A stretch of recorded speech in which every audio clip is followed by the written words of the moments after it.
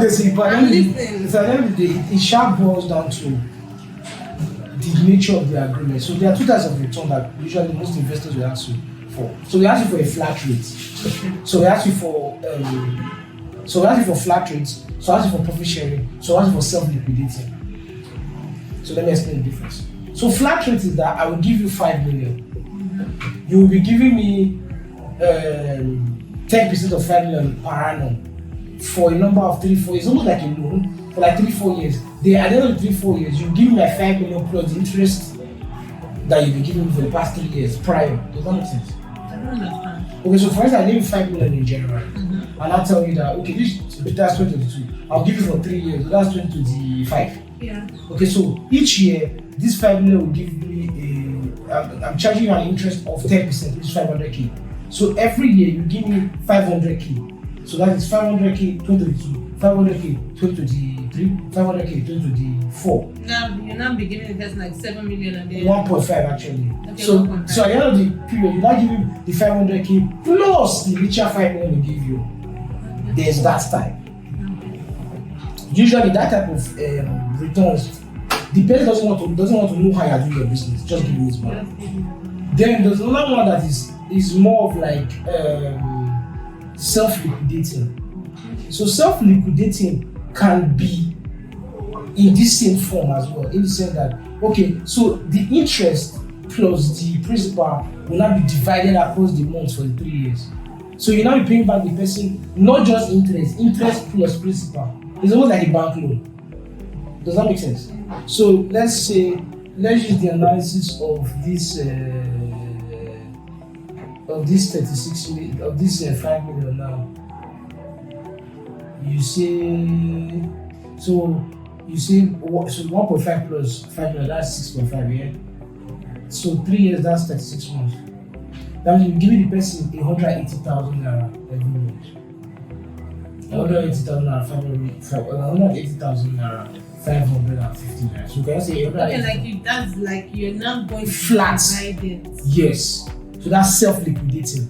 That's to say, as I'm giving the person back the money, you are giving the person back the money plus the principal. Does that make sense? Yes.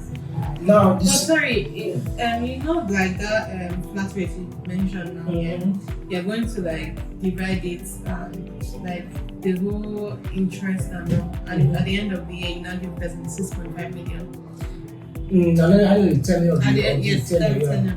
Yeah. Then this whole self-liquidating, is it that when you said you made mention of that 180,000, is it how like is it like, okay, once you like it's for the tenure now, right? Yeah, so by that you're giving the last payment at the 36 months, you are not really meant to. Okay, the total now, is it still going to be that same? No, so by paying that 180,000 naira every month, the money, if you add it across the 36 months, it will equal to 5 million plus 1.5 interest you have charged you. That's what I'm saying. Yes, ma'am. It's still going to be the 6.5. Yes, so just so self-liquidating, it can depend on the nature of the mode of payment. Okay. You understand? You might feel that you don't want to be under that kind of pressure. Maybe you're just starting out, so you'll be like, you know what, I'll be giving you return. That's where that return on investment comes from.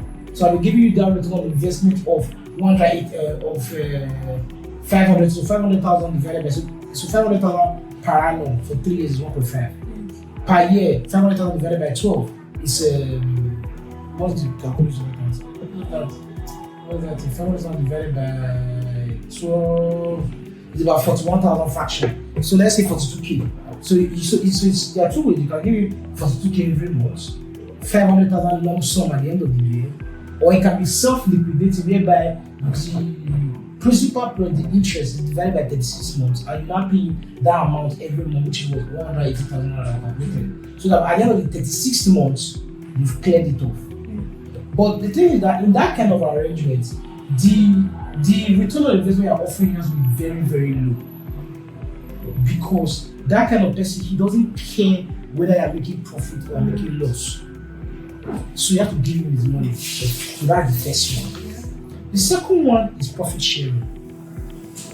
That is the one that most businesses do. I don't call it social.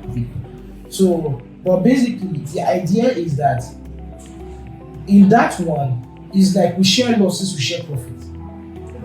But in that type, the investor now has a part and parcel of how you run your business. He has every idea of it. Yes. Yes. Because if he's giving you 5 million and telling you, okay, do you know what? You will make profit this month, I'm sharing with you. If you make loss, no wahala. He's taking a risk. Because in the first one, there's no risk. Whether you make profit, make loss, not concerned. You give him his money. Yes, sir. Whether you are in that one, doesn't even care whether you are running the business. You can go close the business and maybe from the money your boyfriend or your sugar daddy or your husband is dashing, people do it. Pay him his money. Yeah, pay him his money. Doesn't care where your money doesn't concern him. But the second one, he's taking a risk on you. Yeah. So he's agreed to share profit and share loss.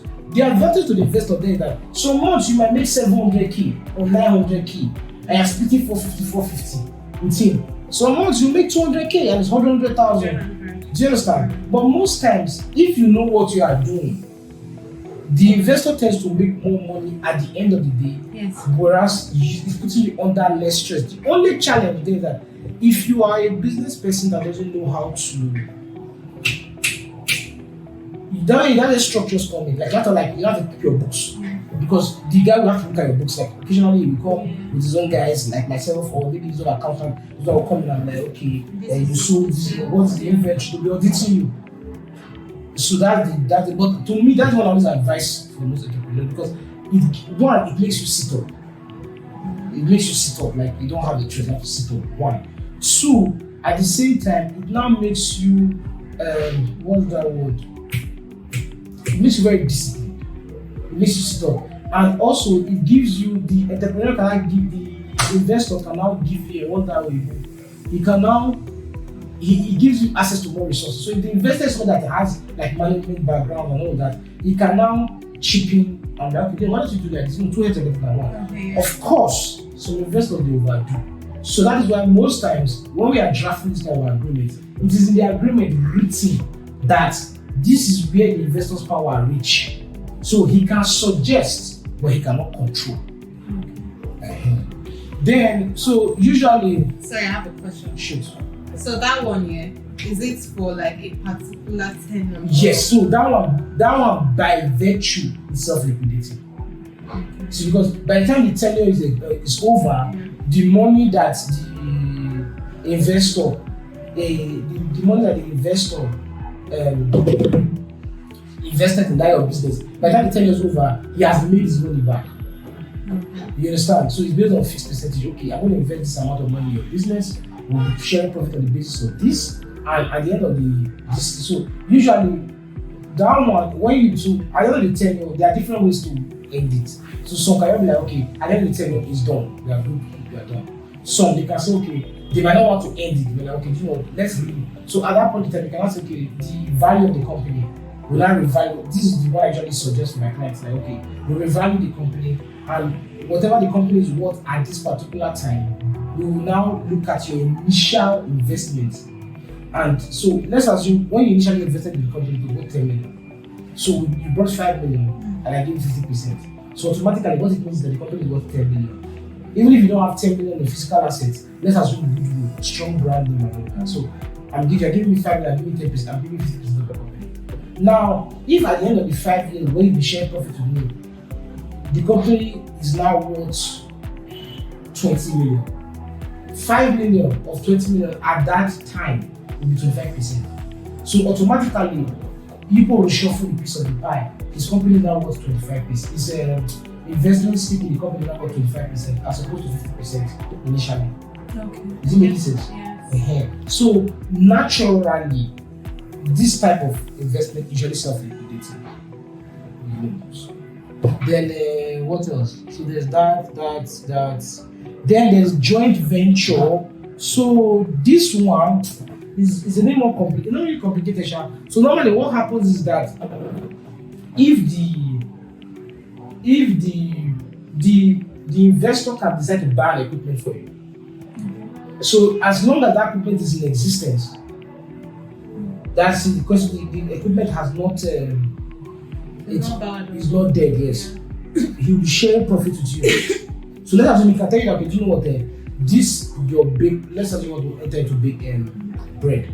So I'll buy their big machine. The oven, I'll buy it for you. So as long as that oven is in existence, You still keep. I'll be sharing profit. So he's not sharing profit on the entire company, but on the basis of that oven. So the oven is producing 100 breads every day. You now tell me, okay, for this 100 breads, you give me 20% or 30%. But that one involves you have to keep your books and out of Yeah. venture. So that's just basically all there is. Okay. Thank you. So nice.